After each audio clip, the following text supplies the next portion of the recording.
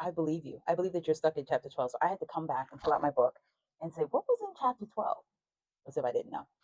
But let's read some of what is in chapter 12 that has you stuck.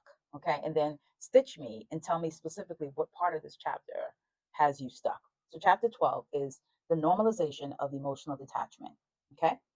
White supremacy does not merely shape laws, economies, or institutions, it reshapes the human psyche.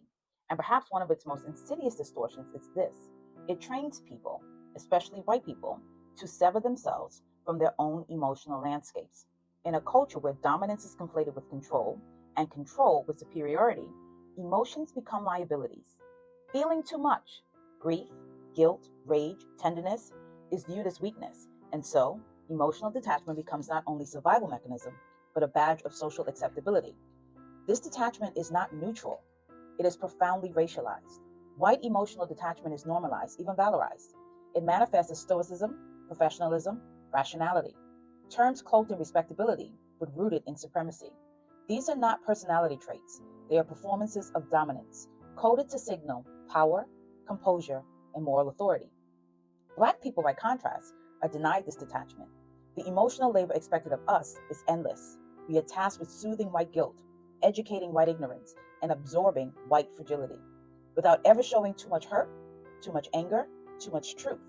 If we do, our emotions are pathologized: too angry, too sensitive, too dramatic, too much. In this asymmetry, the emotional expectations of white and black people are deeply and brutally mismatched. White people are encouraged to numb themselves to the realities of racial harm, to rationalize or dismiss pain they cause, to elevate their own comfort above all else. Black people, on the other hand, are forced to remain emotionally available, to keep performing empathy even when we are bleeding. This normalization of detachment is foundational to white supremacy's longevity.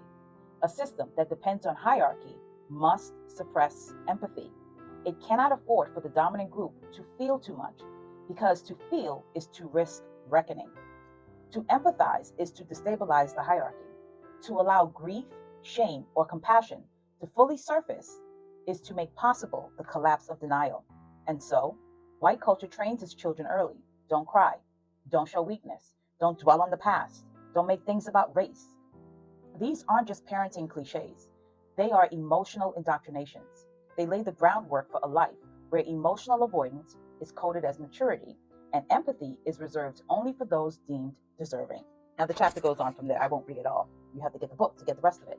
But yeah, I'd be stuck on chapter 12 too.